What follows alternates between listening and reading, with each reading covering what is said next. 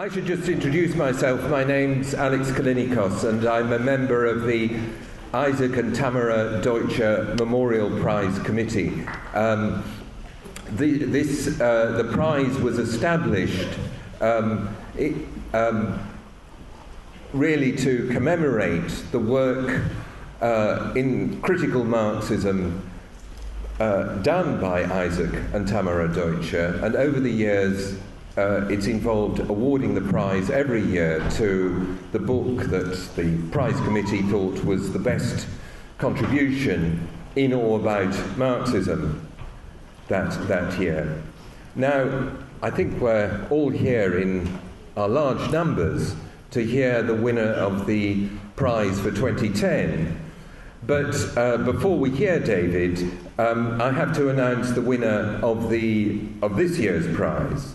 Now, we a few weeks ago announced the shortlist for the prize for 2011. It's the first time we've done it, and we decided to publish a shortlist partly because to be nominated for a prize, even if you don't eventually win the prize, is a form of recognition, and also because we thought it would build up a degree of anticipation, maybe a slightly vulgar thought.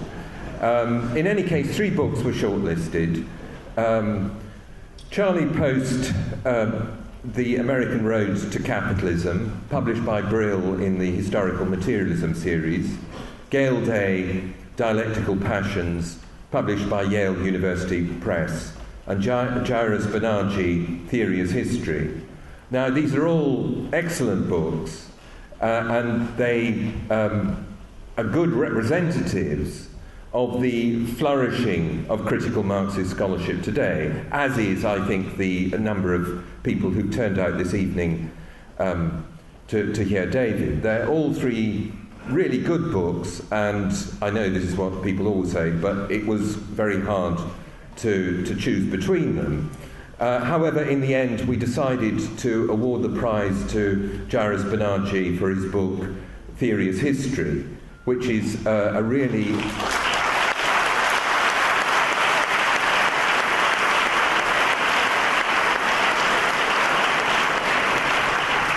a really brilliant series of essays, extraordinarily theoretically consistent and penetrating, essays in historical materialism, the first of which was published in 1977, and the latest that goes up to the very present. Now, Jairus isn't here, but you'll have your chance to hear him in a year's time. Now we're here to listen to David Harvey. I'm not going to spend long in praise of David, although one could spend long in praise of him, particularly through his very innovative work integrating space into Marxism. Arguably, he's helped to reinvent Marxism over the past generation. People sometimes call Marxism these days geo-historical materialism. Thanks to his innovations and suggestions, and one might say it's surprising that David didn't get the prize earlier, for example, for his great book, The Limits to Capital, published in 1982. We had a really good session in the Historical Materialism Conference just before this lecture. Recently, David has won an extraordinarily large audience for Marxist ideas and Marxist criticism through his video lectures online on Marx's Capital.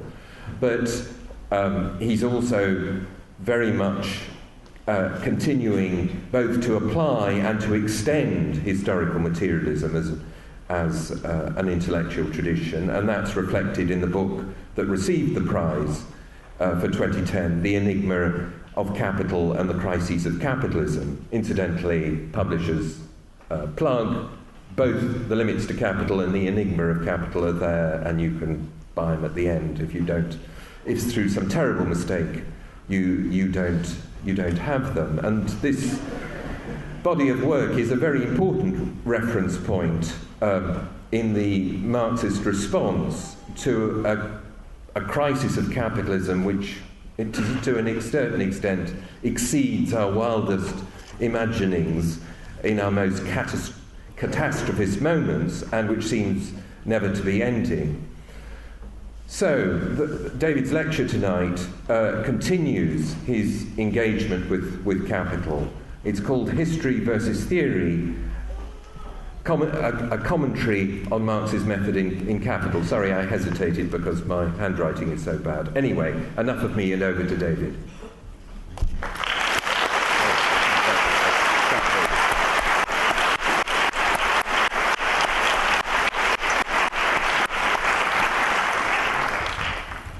I first want to thank the committee for awarding me this prize. It's a great pleasure and a great honour to be awarded this, and it's a great pleasure to have so many people here who want to hear my rambling thoughts on what goes on in Marx's Capital. Now, this may seem to be a very funny moment to be talking about this. The whole world is sort of falling apart. The euro is about to collapse. The bourgeoisie plainly has no idea what to do, seems to be totally lost for solutions to the dilemmas in which it finds itself. The movements are bubbling up all over the world. Some have been long-standing. One thinks of the landless peasant movement in Brazil, and many of the movements in India and so on. But now they're added to by the movements of the indignados, by the movements around Wall Street and here in London. And in other parts of the world there are some very significant struggles going on. I had the privilege about 3 weeks ago to be in Chile for a week. There's an astonishing struggle going on there, and I would just like to mention this by way of introduction, because when Pinochet was displaced by democratization, there's a whole area in Santiago, which is various barrios, which say basically nothing changed. And we've seen that happen again and again. We got rid of Margaret Thatcher, and what did we get? We got Tony Blair. We see the Egyptian revolution that got rid of Mubarak, and what's really changing? Even something like apartheid in Africa, which seemed like a world-changing shift for many people in that country, they look around and say, what has really changed? And I think what this suggests is that in the Chilean case, there's a clear understanding that what has to be rolled back is 30, 40 years of neoliberal kind of colonization. Colonization not only in terms of the economy, but colonization in terms of thought processes, mental conceptions of the world, technologies, and all the rest of it. Revolution is not a moment, it is a process. And one of the theses that I tried to lay out a bit in the Enigma of Capital is to look at it as a long-term process where there are a number of dimensions, moments, if you want to be sort of more technical in Marxist terms, which have to change simultaneously for the revolution really to stick and really make a difference. Now, Margaret Thatcher was not only concerned to change the economy and various other institutional arrangements, she set out to change the way in which we understood the world and we understood ourselves in it. She said, basically, I'm out to change people's soul. And to the degree that she succeeded, we still live with Thatcherism. We are still in the midst of Thatcherism. In the same way in Chile, they still live with the whole kind of ethic that Pinochet dictated and implanted. So this is, if you like, a long-term push. And one of the arguments I would make is that transformations have to occur across all of these different dimensions of technologies, relations to nature, production systems, social institutions, and the like. But one of the dimensions which is crucial are what Marx called mental conceptions of the world. And what we really require now is a radical transformation of mental conceptions. Now, I'm under no illusion that simply changing mental conceptions changes the world. It doesn't. But on the other hand, you can't change the world without changing mental conceptions. So this is a piece of the puzzle. And with the total bankruptcy of bourgeois ideas right now, and living with a university system that is basically completely colonized by the neoliberal ethic and by corporatist, managerial, technocratic kind of understandings of the world, we're desperately in need of new ways of thinking and of finding new ways of thinking. And it seems to me one of the movements that is now occurring is to say, let's look for those new ways of thinking. Now, immediately, of course, when something like that occurs, somebody rushes in and says, hey, I've got it, here's mine, I've been around for a long time, take mine. We are at a different moment, I think, where all kind of forms of thinking need to be brought together and considered and opened up and really reconfigured. And that includes Marxism, which I've been involved in for many years. But of course, at moments like this, dissident thinkers do indeed come back into play, and people kind of say, well, it's so bankrupt in everything that I see being taught around, maybe this guy had something to say, maybe it's a leading anarchist figure, somebody like Murray Bookchin or whoever, or maybe it's Marx or whoever it is. And as somebody who has been teaching Marx for a very long time, I feel a very acute obligation right now to try to teach Marx in a way that people can understand. There are lots of elaborations of Marx that make Marx even more complicated than he already is. And I think that actually right now what we need is some simplifications, if we can possibly come up with some simplifications, which would actually give a clearer perspective of what it is that Marx is trying to do and how he is doing it. And part of the objective of putting the Marx's Capital Volume 1 online was to try to do that, and of course then write the companion version. Actually, last semester we filmed Volume 2, and that is now currently being edited, and I imagine in the next few weeks they will start to put the Volume 2 lectures online, which have a similar format to the Volume 1, and I'm working on a companion to Volume 2. But one of the things I did with the Volume 2 lectures was a little experiment, because Volume 2 I think is extremely important.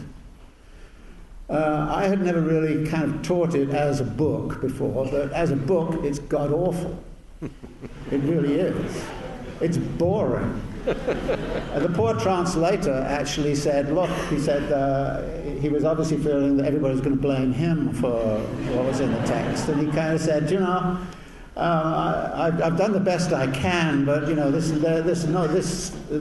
volume is legendary for the deserts you have to go through to uncover a few oases, and so I'm stuck with the kind of thing of trying to make this thing entertaining when it's boring, to try to make it interesting and to try to draw out some of its fundamental underlying configurations, but in the process, a whole set of questions that I'd always had about Volume 1 but never really kind of wanted to answer came up. But they came up big time, and I had to find some answer to them.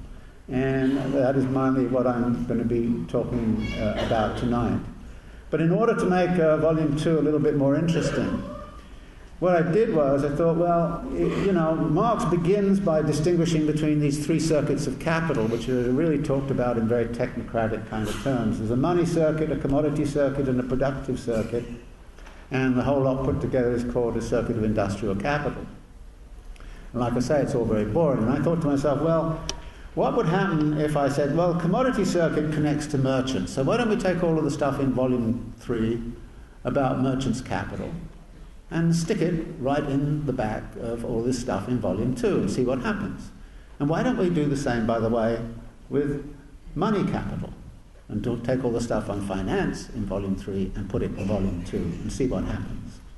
Well, this was a very neat way, of course, of making Volume 2 much more relevant, because by the time you go through all the stuff about, you know, finance capital and fictitious capital and all of that in Volume 3, you start to see what the relevance is of the technocratic kind of way in which Marx has set it up in Volume 2. But then that poses some other questions as to why didn't he do that? Why didn't he tell us in Volume 2, hey, go and look at this stuff if you really want to look at the agents who are doing this, and look at the crazy things they get up to, and all of the speculative stuff that goes on around these circuits. Why didn't you tell us to go look at all of that? And so there's some interesting kind of questions of that sort, which connects also to another set of issues. On the first page of Volume 1 of Capital, Marx introduces the notion of the commodity. And he then talks about use values. And he says, well, use value is all very interesting, but frankly, to study the uses of things is the work of history. Now, immediately this suggests that Marx has in mind that there are two distinctive fields of inquiry. One is history, and the other is political economy. And this isn't an isolated comment. You'll find it elsewhere. You'll find it in the Grundrisse and everywhere else. So Marx is setting up something where he's saying that political economy and history are two separate fields. And of course, this has been registered in the Marxist tradition in the following sense, that many people who read the political economic writings and theories of surplus value and capital and the Grundrisse and so on, see a clear distinction between that and the more political historical writings like the 18th Brumaire and class struggles in France, and the two kinds of literatures don't fit together very well. Now, it's not as if there's no mention of history, particularly in Volume 1 of Capital, although you have a hard time finding much of it in Volume 2. It's there, and of course the notion of a capitalist mode of production is always understood as a historical construct of some kind, and that therefore it is itself historical. But Marx is writing about it in Capital in a certain kind of way which evades a lot of its actual historical transformations and the like. To look at those, we go look at the 18th Brumaire and try to say something about, but then when you get to the 18th Brumaire and you kind of say, well, where's the theory of relative surplus value in here? Where's the theory of the falling rate of profit? And you do that with class struggles of France, and there's no mention of any of that. There's no mention of any of the conceptual apparatus that exists in the political economy in those historical writings. And this always struck me as kind of weird. And then there's something that goes with that, that is that there tends to come out of the political economy a notion that there is a law-like determinacy of the way in which capital works. The iron laws of motion of capital, they're very fixed and very, very, so there's almost a deterministic kind of sense. Whereas when you're reading about how that clown Louis Bonaparte became emperor, you realise this is all accidental and contingent and voluntaristic and all the rest of it. So out of this comes the notion of, well, what's the relationship between this kind of one way of understanding the world which comes out of the political economy and the other way of understanding it that comes out of the 18th Brumaire? What's the relationship between the two? And I've always been sort of fascinated by that and fascinated by Marx's engagement with all of that. And of course in my own engagement with capital, I was never actually interested in capital per se. And I was never very interested in its scholarly kind of origins or its intellectual kind of origins. What I was really interested in all along was urbanization and uneven geographical development at a variety of scales. That's what I was interested in understanding. And the question I would then kind of want to say is, well, how does Marx help me understand all of that? And reading Volume 1 of Capital wasn't actually terribly helpful. The helpful stuff came when I got to the theories of rent and the theories of things like, finance capital. I mean, to try to understand urbanization without understanding rent and without understanding, finance was not. Now, in the renditions of Marx, which I encountered in the early 70s and into the 80s, there was hardly any discussion of those other aspects, which is why in the Limits to Capital, as was mentioned this afternoon, I took the rather innovative step of saying, hey, finance capital is terribly important. And what's going on in fictitious capital formulation. And I love the fact that, of course, one of the figures who comes out in the history of finance capital and is Isaac Pereire, who's one of the bankers in Second Empire Paris, who had a tremendous role to play in the transformation of Paris in the Second Empire. And Marx kind of says of him, he says he has the engaging character of swindler and prophet. And you know, and I was loving this stuff and saying, well, this is where the real stuff is. It's not in all that kind of stuff about falling rates of profit and all the rest of it. I can really engage with all of this. So there's something in Capital that's there, but then it has to be actually brought to bear on all of this. And that it's really as a practitioner who's looking for understanding those kinds of questions that I was really kind of working through what Capital was about. And it's from that perspective that I therefore want to offer some readings, not a reading so much as a bit of an interpretation of what's going on in Marx's Capital and why it's going on in the way it's going on. And I think this is terribly important to suggest at this time, because people are likely to get back into the one-liners out of Marx, like all history is the history of class struggle, or the single most important source of crises under the history of capitalism is the restricted consumption of the working class, or the famous statement about the falling rate of profit being the single most important law. Those one-liners, forget them. They're all embedded in something else that's going on, and it's something else I really want to talk about. Now, what struck me, however, was certain tactics that Marx was adopting in Capital in Volume 1, which had always bothered me, but I never really sort of mentioned them because I thought students would get too confused if I did. But in Volume 2 you can't avoid them, and so these are the tactics that I want to talk about. Marx, as usual, it tells you somewhere or other what he's doing and how he's doing it. And there are many outlines of what he had in mind in Capital. And I want to just take up one of them, preparatory arguments that is made, and read to you a little bit what he says. In the introduction to the Grundrisse, which is the critique of political economy, Marx talks about the relationships between production, distribution, consumption, exchange, and all the rest of it. And what he does is he gives a summary of how bourgeois economic theory treats of these categories. And he puts it as follows. He says, production appears as the point of departure, consumption as the conclusion, distribution and exchange as the middle. Production, distribution, exchange, and consumption form a regular syllogism. Production is the generality. Distribution and exchange the particularity. And consumption the singularity, in which the whole is joined together.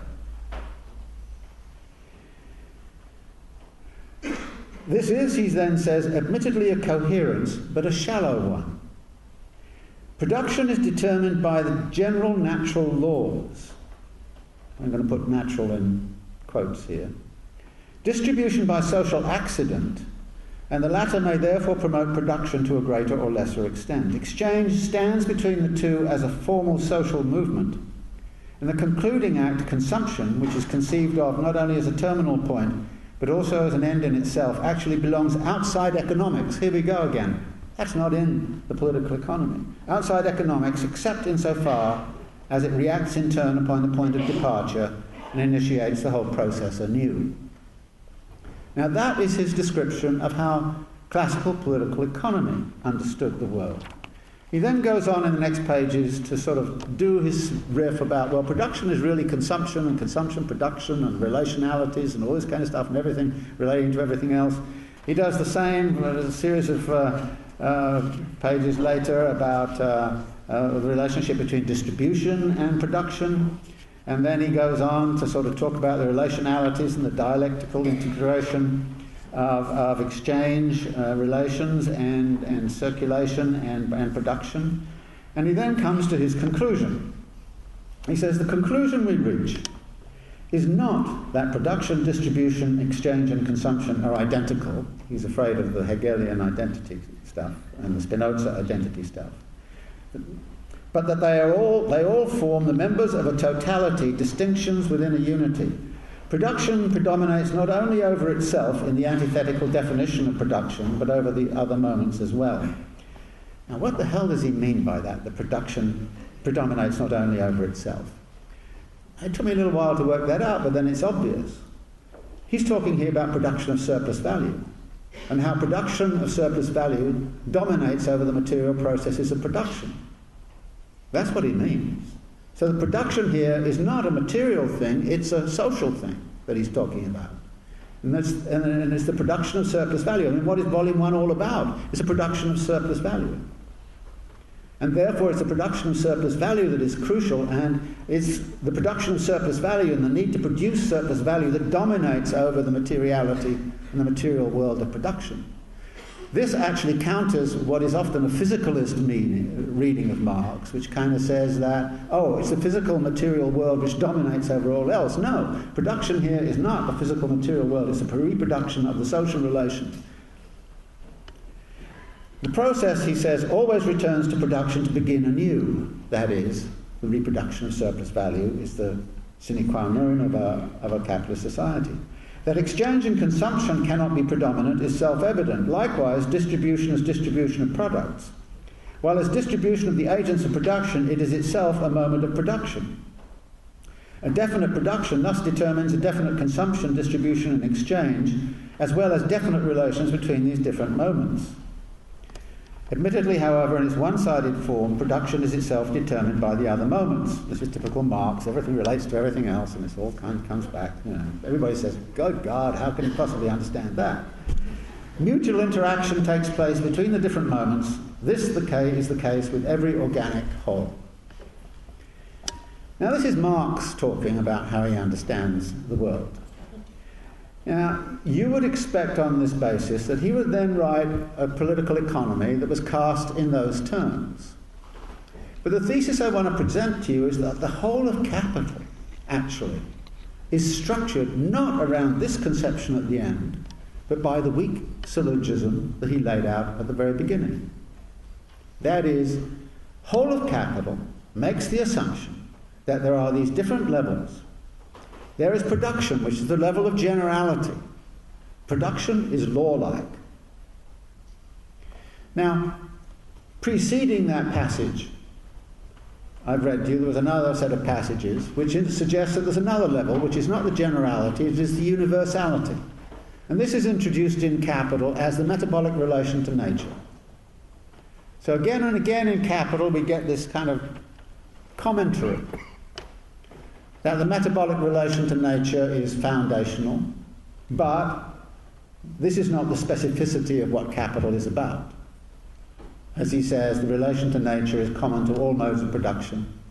And so we get this rejection of the consideration of the relation to nature as being foundational to capitalism in particular. It's foundational to human society, but it is not foundational to capitalism in particular. And what Marx wanted to do was to reject all explanations that suggested that what happened under capitalism occurred for, quote, relation to nature reasons. Now, one of the reasons he really went after the falling rate of profit argument was the falling rate of profit argument was very, very popular in classical political economy. But it was always attributed to natural scarcity, Malthus. What Marx sought to do was to show if there was a falling rate of profit, it was due to the internal contradictions of capital, not to nature.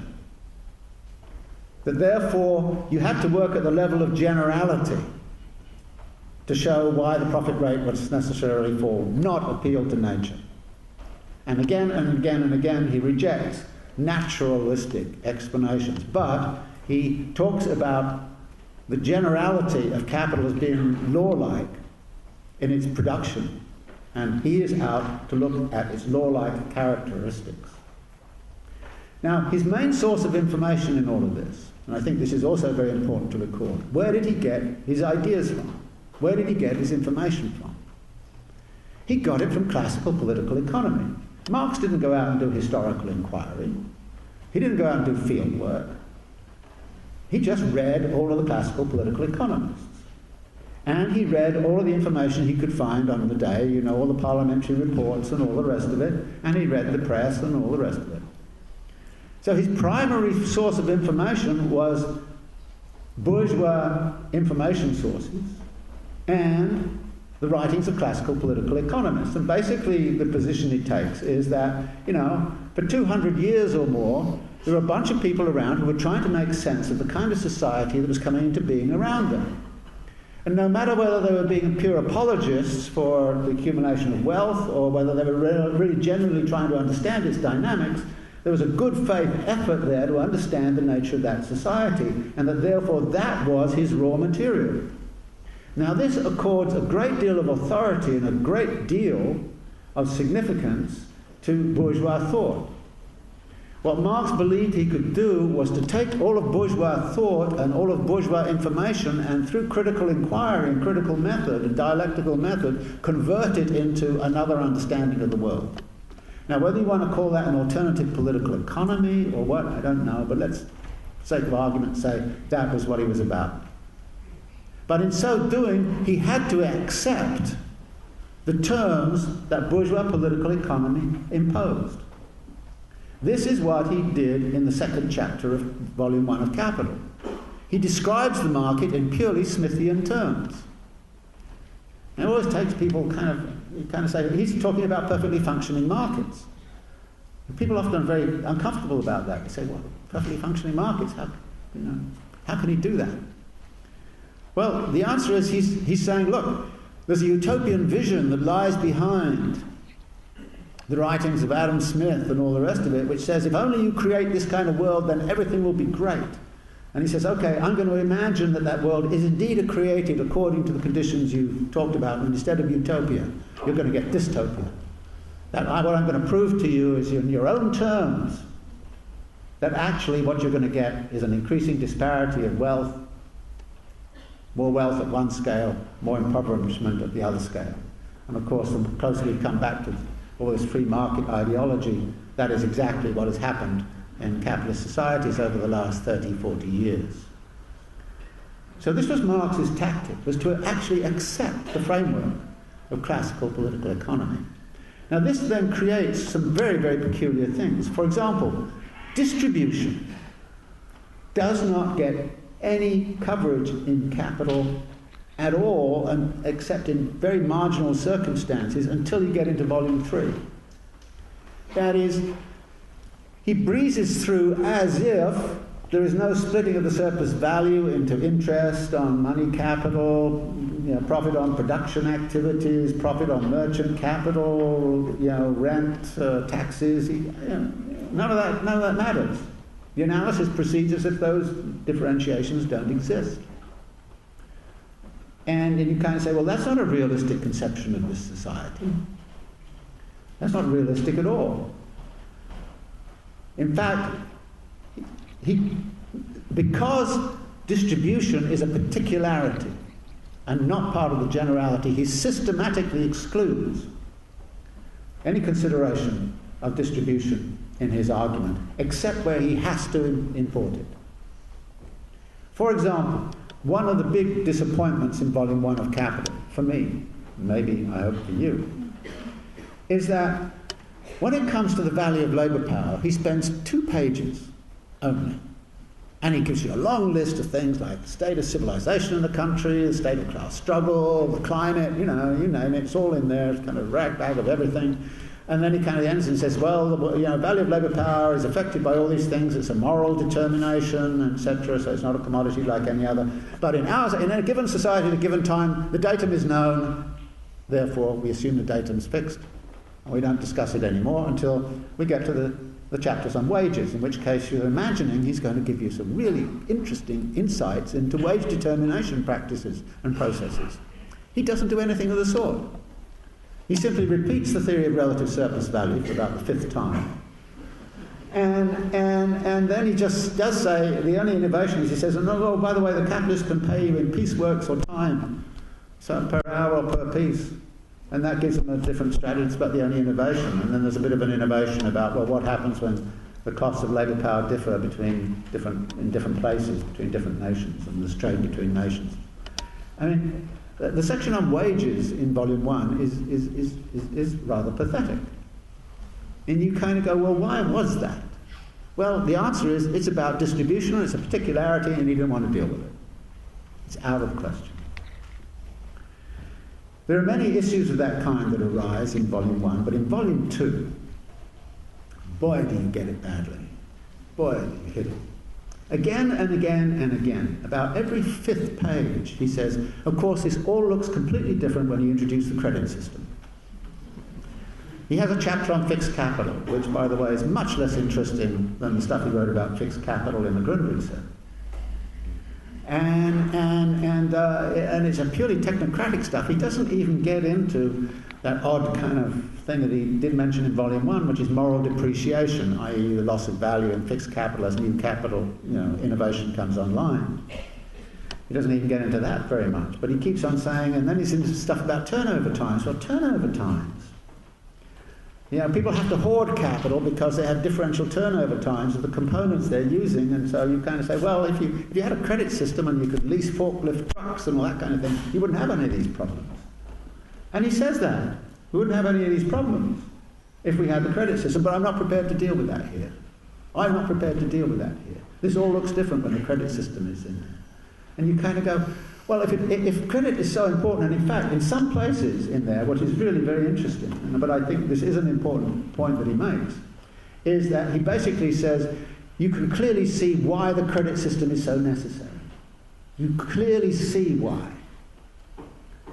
And in a sense, what Volume 2, if you read it in this light, what it will tell you is why we cannot do without a credit system.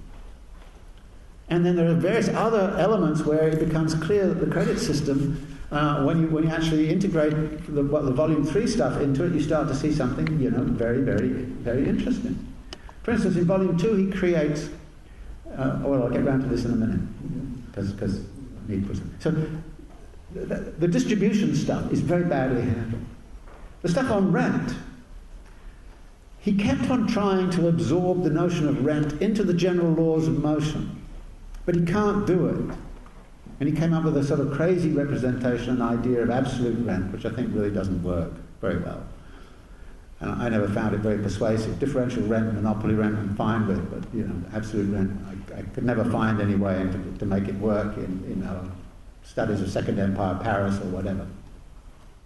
So the distribution side is left out because it's a particularity. He doesn't want to deal with it. This becomes even more strongly present when it comes to the whole kind of process of exchange, which is also understood as a particularity. And these particularities, and there are two which are very highly significant. The first is the notion of demand and supply. And the second is the notion of competition. Now, one of the first questions that comes up when teaching capital is, you get into it a little bit and then somebody says, well, what happened to demand and supply?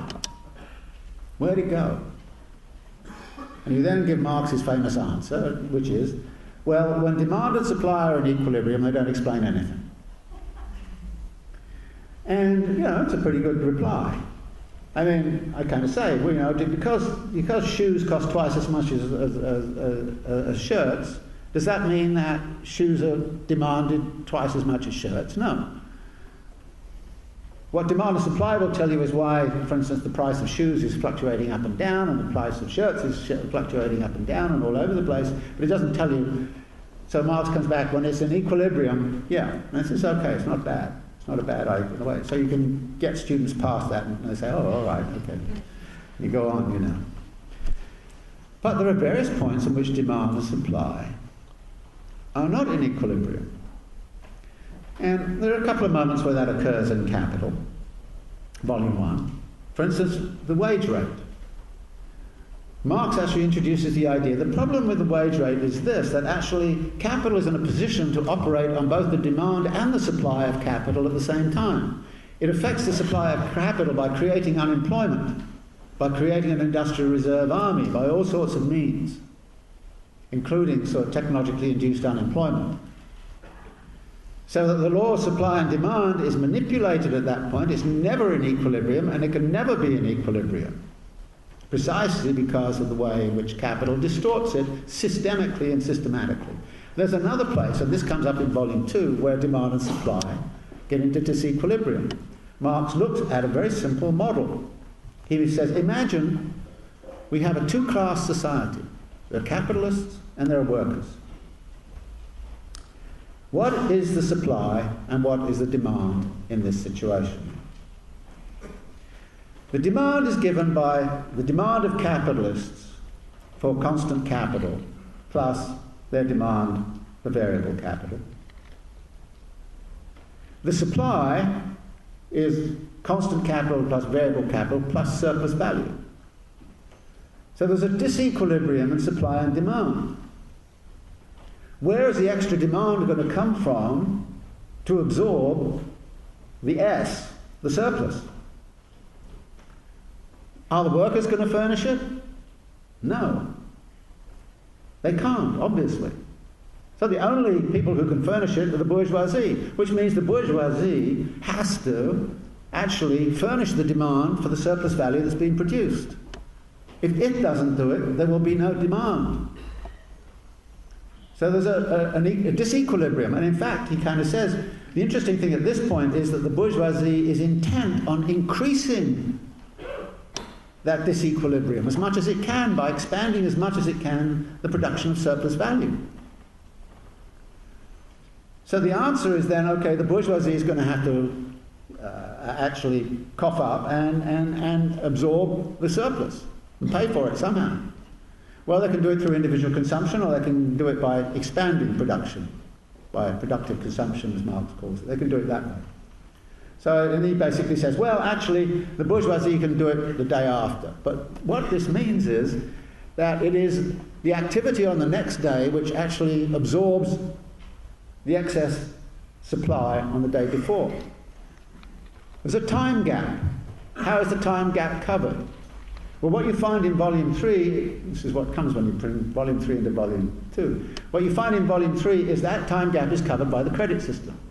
You do what capitalists always do, which is to buy now and pay later. Now, this is a very foundational kind of thing. I like this kind of notion. And what that says, and this is foundational to one of the arguments that comes out of this, is that actually an accumulation of capital is always accompanied by an accumulation of debt. You cannot have one thing without the other. That if there was no accumulation of debt, there will be no accumulation of capital. Capital will come to a halt. Which led me to write a little squiggy piece and send it out and saying, well, if the Republicans really have their way in the United States, and they actually stop debt creation, they actually may do a better job at ending capitalism than the working class has ever done. And actually this is true. And which is why, you know, all the Keynesians are kind of going ape and kind of saying, gee, you know, we've got to get back and start to create this demand again by, you know, creating more debt, you know. So these relationships start to come out. But this is where the demand and supply thing suddenly goes very wonky in Marx. Now, the other element of exchange, which is very crucial, is the element of competition. Again and again and again, Marx talks about the coercive laws of competition. It's the coercive laws of competition that force capitalists to extend the working day more and more and more and more. It's coercive laws of competition that force technological change and relative surplus value. It's the coercive laws of competition that force accumulation for accumulation's sake. It's the coercive laws of competition that actually force you into the general law of capital accumulation. Again and again and again, competition is introduced. Now, the way he sets this up, however, is to say, I don't want to deal with competition here. It is not relevant to the general laws of motion of capital. Why? He says it in the Grundrisse so explicitly, but he also says it elsewhere. It's because competition is the enforcer of the general laws of motion, not the determinant. And that then creates, if you like, a way of sidelining the question of competition and monopoly. And now again, this starts to come unstuck at various points. For instance, even in Volume 1, you get centralisation of capital, laws of centralisation of capital, and he then backs off and says, well, and again, there what he says is that one of the biggest forms of centralisation is, of course, through the finance and credit system, but we're not going to deal with that here. And so this is also going on all the time in Volume 2. We're not going to deal with that here, we're not going to deal with that here. So the coercive laws of competition become terribly important. However, when it gets to Volume 3 of Capital, because in Volume 3 of Capital, when you're considering what happens to credit and finance, Marx suddenly says, it's very interesting, the only thing that regulates the rate of interest is, guess what, supply and demand and competition. The two elements that he's completely ruled out of consideration in everything else. Now maybe it's because he's dealing with a theory of distribution that he felt he could do this, but he then actually starts to reposition what the circuit of money capital is about and the creation of fictitious capital and all of that is about. He starts to reposition it and say, this is where the common capital of the class actually finds its own being. And finds its own being also in terms of figures like the Pereira brothers and so on. Now, what I'm trying to suggest here and prove to you here is that Marx takes this syllogistic form of universal metabolic relation, the general laws of motion of capital, the particularities of production and exchange, and the singularities of consumption, which would normally be dealt with through some sort of notion of utility theory. And what he does is to work in capital solely at the production level, in the generality. So there's a deliberate attempt to do that. Now, he did this, I think, for one very significant and very important reason. So what Marx wanted to do was to generate some understandings of, counter-understandings of the laws of motion of capital, which took them out of the particularities of this particular place and time. And I think by sticking at that level of generality, that is the reason we can read him today and still see some connectivity between the essential configurations that he's talking about and the way things are being manifest around us in this particular society, this particular time. And that therefore the generality that he achieved was, I think, a very significant achievement. But it came at a cost. And the cost was an inability to take those general laws of motion and simply plug them in to an existing situation and say, ha, see? No, because if you want to understand a particular situation, you have to go back to the second set of quotes I gave you from the Grundrisse. That is the way in which everything relates to everything else. And all of these moments are interactive with each other within the totality. And what we have to do historically is to put those elements together. What I find, however, is that Marx, when he was actually looking at the 18th Brumaire and he was looking at class struggles in France, didn't even really make an attempt to do so. Now, when I did the study of Second Empire Paris, I really was stretching between the 18th Brumaire and the class struggles. And I tried to fill in the relationship between what happened in 1848 and what happened in 1871 through a political economic analysis of what was happening to the city and how the city was evolving across all of these dimensions. And that became terribly important to me because it also meant that I had to go back into questions of consumerism. And here we have, in our economies, in the United States in particular, the economy is driven 70% by consumerism. How can you have a general theory of capital accumulation that is not concentrating on consumerism? How can you have a general theory that is not taking into account fictitious capital formation? So there's a big question, I think, that I try to spend time on with my students, which is to say, what is it that Marx can teach us? And what is it that we have to do for ourselves? And I think that's a very important question to ask in reading Marx. Because there's a tendency to say that Marx understood everything. Of course he didn't. He doesn't even try in Capital to understand everything. He just simply tries to actually set out as clearly as he can some general laws of motion of capital, which are always present no matter what capitalism is like. But by separating that generality from particularities of distribution, he opened up a space in which you could make the following kind of argument. that actually those general laws of motion can fit with all manner of distributional arrangements. That actually Sweden and, say, Pinochet's Chile can coexist. Both, provided they're producing surplus value, can coexist within a capitalist world. In other words, a great deal of divergency can exist within capitalism in terms of distributional arrangements. A great deal of divergence can occur within capitalism in terms of consumer habits and consumerism and cultures of consumption and all the rest of it. A great deal of that variation can occur. So there's tremendous, if you like, possibility that there are the iron laws of motion, if you like, but they are also integrated into a great deal of very specific forms. And if we want to understand our current conjuncture, we just don't go back and kind of look at the general laws of motion. Yeah, we should understand what they're about, and we should understand the dynamics and some of the wonderful things that Marx actually extracted from that, and look at them. But then we also have to do a tremendous amount of work ourselves in terms of saying, well, what is happening to this singularity called consumption? And it's an interesting fact that Marx called this singularity a singularity, which means it's uncontrollable. And it's out of, it's out of economics, it's about human passions, wants, desires.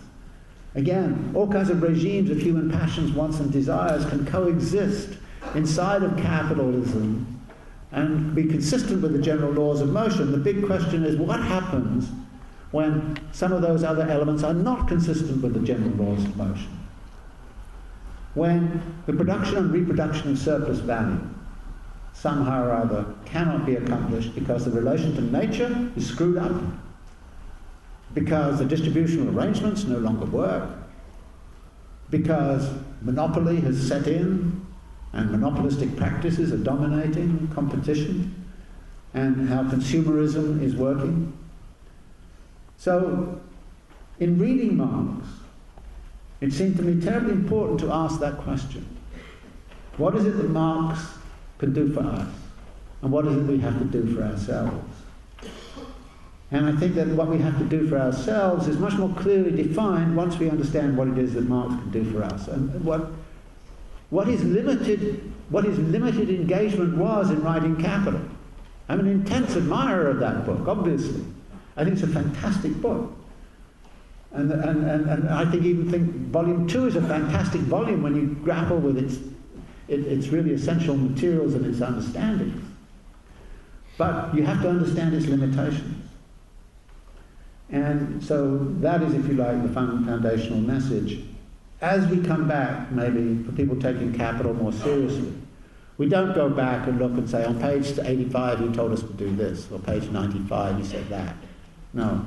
We try to understand the general dynamics, and then we set to work for ourselves as creative individuals to try to find a solution to this really horrible, horrible mess that we are in and Capital is in. And it's a very highly destructive moment. And to me, anyway, it's very important that we learn to use Marx right. Let me leave it there. Thanks very much.